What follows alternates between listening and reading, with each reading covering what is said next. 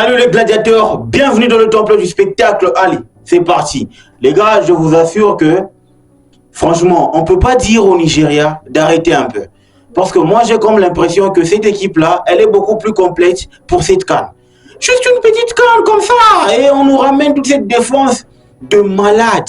C'est une défense digne d'une Coupe du Monde. Mais aujourd'hui, le Nigeria, la meilleure défense de la CAN, sérieusement, il est en train d'assurer ou d'assumer son statut de favori. En tout cas, c'est officiel. Hein. Le Nigeria, c'est le nouveau favori de cette compétition. Non, mais sérieux, quel calme, quelle sérénité, quel collectif. Tout est rose chez eux, tout est parfait.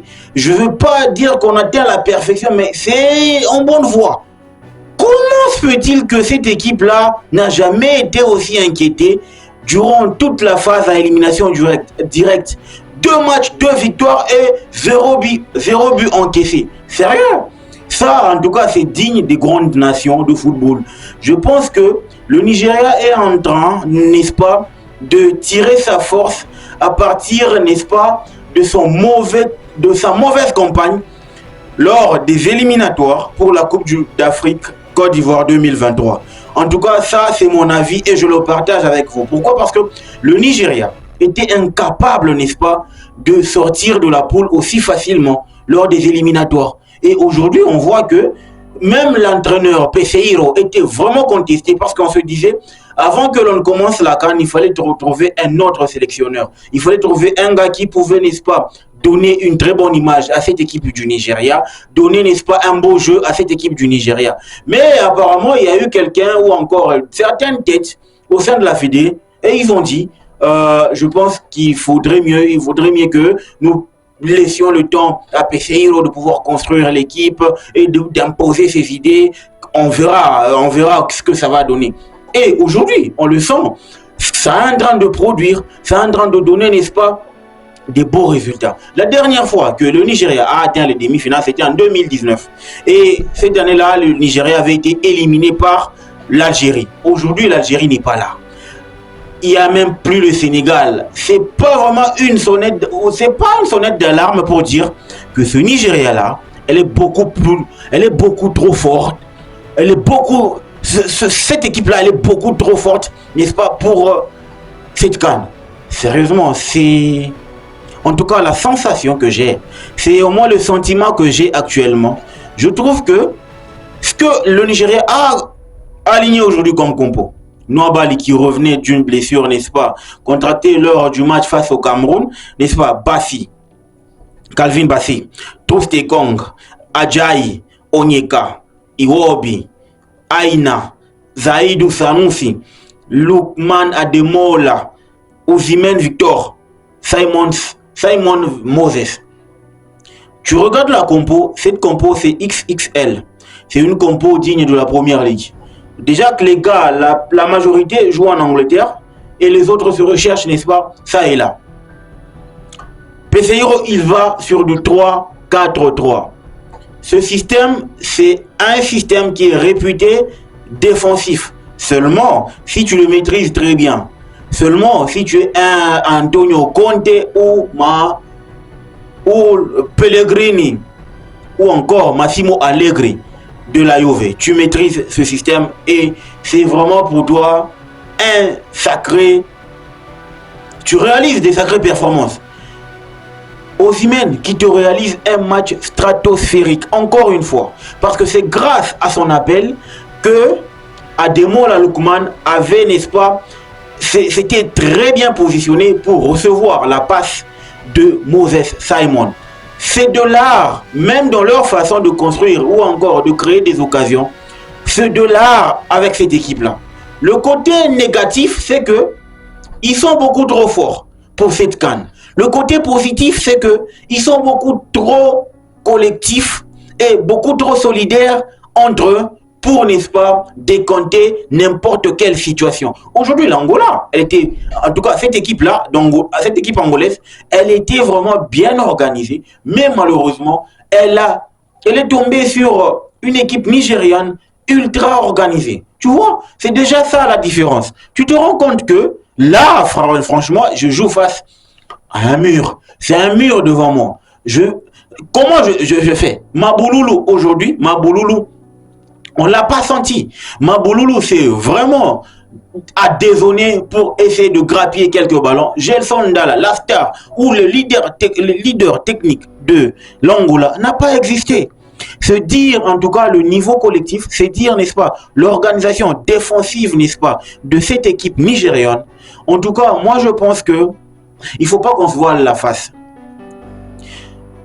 On sait très bien que ils ont un atout numéro 1 en attaque qui dérange les défenses, qui dérange les défenses adverses. C'est Victor Osimhen. Raison pour laquelle il n'est pas trop présent dans les buts ou encore au nombre des buteurs, n'est-ce pas? Mais il pèse beaucoup trop dans ce système. Il pèse beaucoup trop dans ce jeu. Il pèse beaucoup trop dans la rencontre.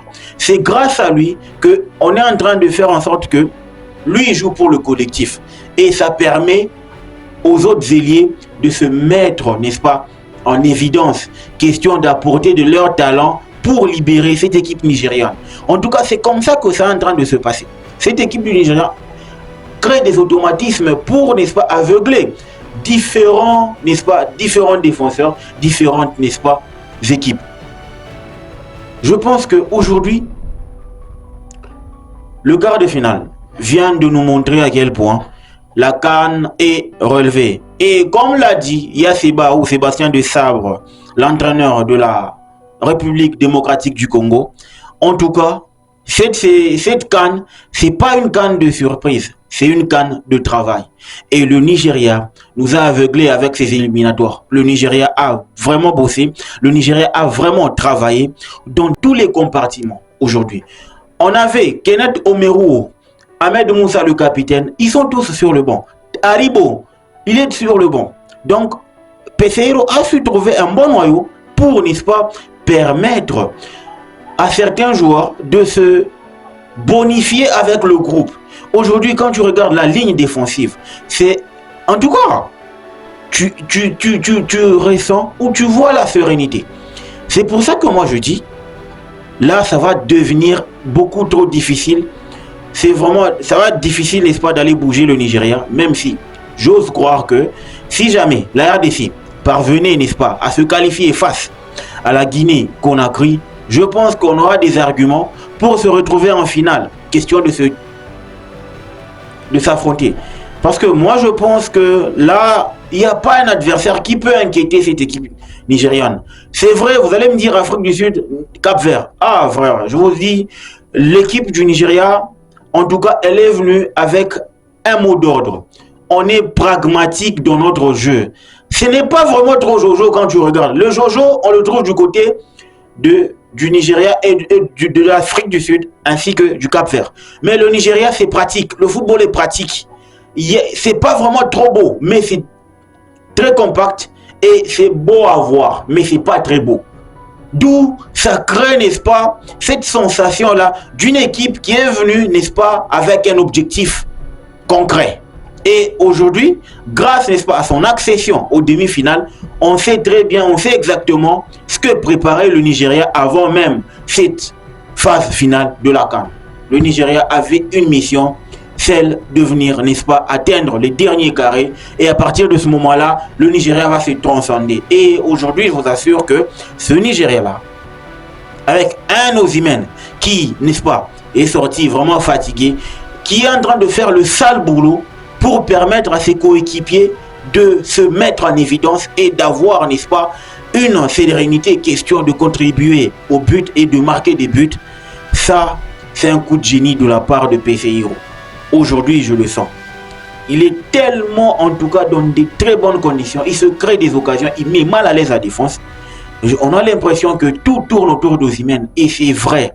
Tout tourne autour d'Osimhen.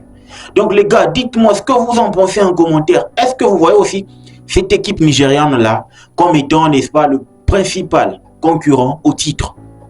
Le football mérite d'être vécu. Ciao.